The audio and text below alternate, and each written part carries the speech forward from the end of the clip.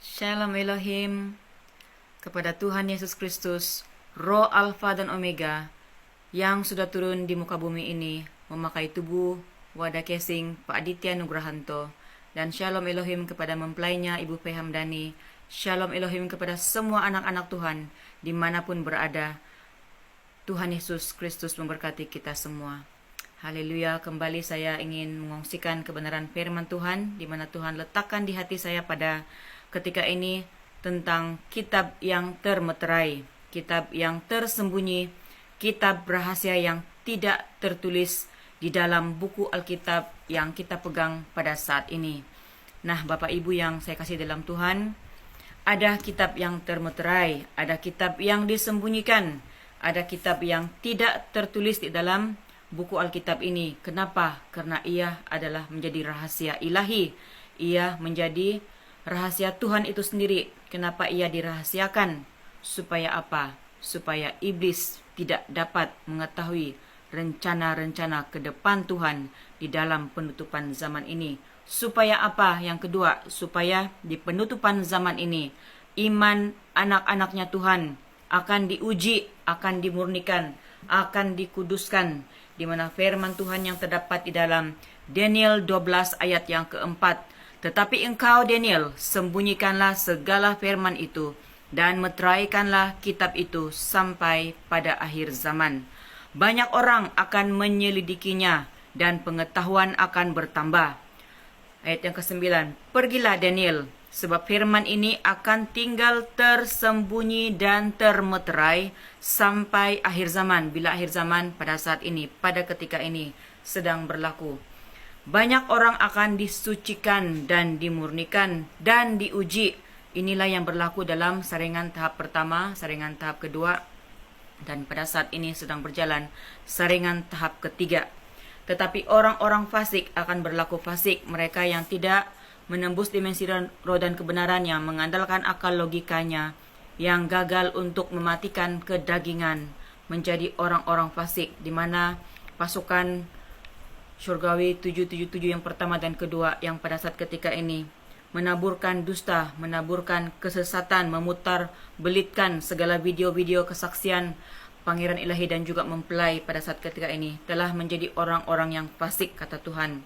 Dan tidak seorang pun dari orang fasik itu akan memahami. Ramai orang mengatakan semuanya sesat, semuanya tidak benar, tetapi firman Tuhan mengatakan orang-orang fasik tidak akan memahami kitab-kitab rahasia itu, tetapi orang-orang bijaksana akan memahaminya. Perhatikan, orang-orang bijaksana akan memahaminya. Marilah kita menjadi orang-orang bijaksana.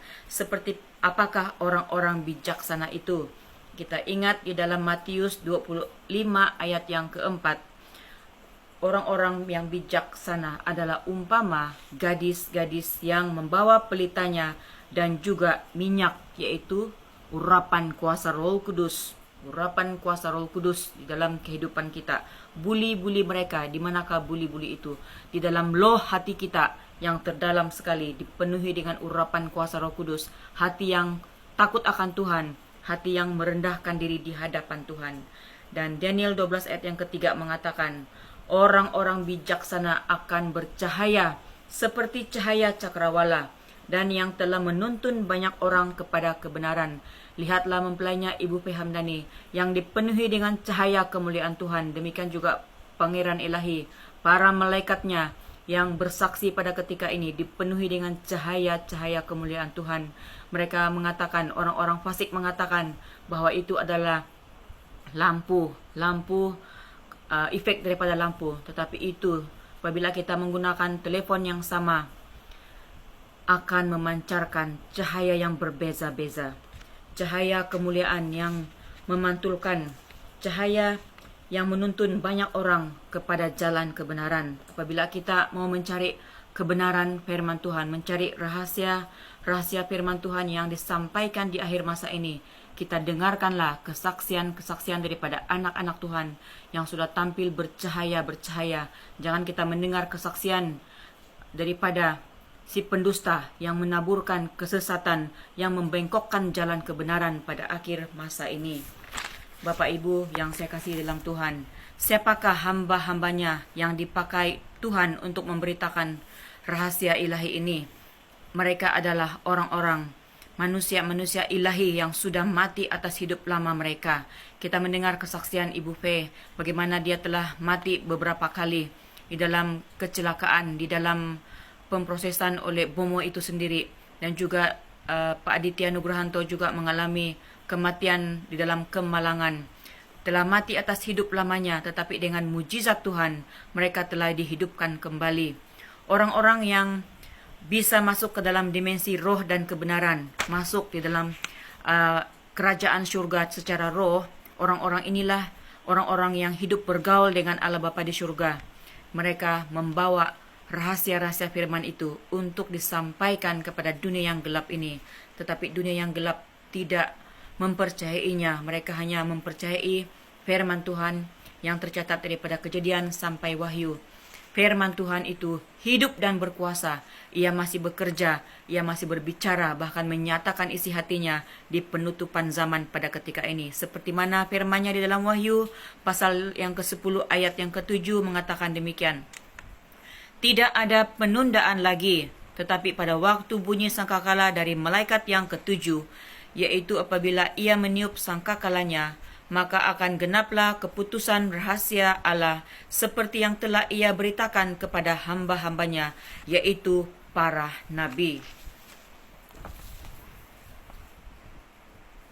Ayat yang keempat, Wahyu 10 ayat yang keempat. Dan sesudah ke-7 guru itu selesai berbicara, aku mau menuliskan, tetapi aku mendengar suatu suara dari syurga berkata, meteraikanlah apa yang dikatakan oleh ke-7 guru itu, dan janganlah engkau menuliskannya. Demikianlah Rasul Yohanes dihalang untuk menuliskan apa yang telah dia dengar dan lihat pada ketika itu, karena semua rahasia-rahasia firman itu dibukakan pada saat ketika ini. Demikianlah Bapak Ibu yang saya kasih dalam Tuhan, kenapa para malaikat Tuhan yang telah mengambil tubuh manusia yang dilayakkan Tuhan pada akhir zaman ini, mereka yang tidak dipandang oleh dunia, mereka yang dianggap remeh, dihina oleh dunia, tapi Tuhan memakai mereka, dan Tuhan membangkitkan para saksi-saksinya dengan urapan nabi-nabi zaman dahulu, hanya memakai tubuh anak-anaknya pada ketika ini untuk berbicara kepada dunia yang gelap ini, di mana pada tahun 2016, 2017, 2018 ada ramai hamba-hamba Tuhan yang datang ke negeri di bawah bayu ini, ke Borneo ini, ke negeri Sabah ini terkhususnya. Ada beberapa hamba Tuhan yang datang daripada Indonesia mengatakan seperti ini. Bangkitlah anak-anak Tuhan di Kinabalu, karena daripada tempat ini, Golden Gate, pintu gerbang timur menuju ke Israel. Anak-anak Tuhan akan terjadi. Dengarkan anak-anak Tuhan, akan terjadi revival besar-besaran untuk di masa akhir ini, di penutupan zaman ini. Nah, Bapak Ibu, Tuhan mengingatkan saya akan message daripada hamba Tuhan ini. Bilakah revival itu berlaku? Pada saat ini sedang berlaku. Lihatlah anak-anaknya yang tampil bersaksi daripada utara Borneo, daripada Kudat, sudah tampil anak-anak Tuhan daripada Kudat, daripada Kota Marudu, daripada Ranau, daripada kawasan Kota Kinabalu ini yang menangkap pekerjaan Roh Kudus di akhir zaman ini sedang berlaku dan menggiring anak-anak Tuhan di dalam seluruh di negeri ini, di bawah bayu ini, menuju ke kerajaan 1000 tahun damai. Di manakah itu Bapak Ibu? Adalah di Indonesia. Di Indonesia, Israel yang sesungguhnya. Tuhan sedang bekerja dengan dahsyat dan luar biasa, telah menyembunyikan tempat ini sehingga ke penutupan zaman ini Dia menyatakan kekuasaannya. Terpuji-pujilah Tuhan, Bapa Yahweh Yesus Hamasi Elohim, nama yang agung dan mulia, nama yang memerintah dalam kerajaan damai 1000 tahun. Terpuji-pujilah, diberkatilah semua anak-anak Tuhan yang mendengarkan kesaksian ini. Tuhan Yesus memberkati kita semua. Amin.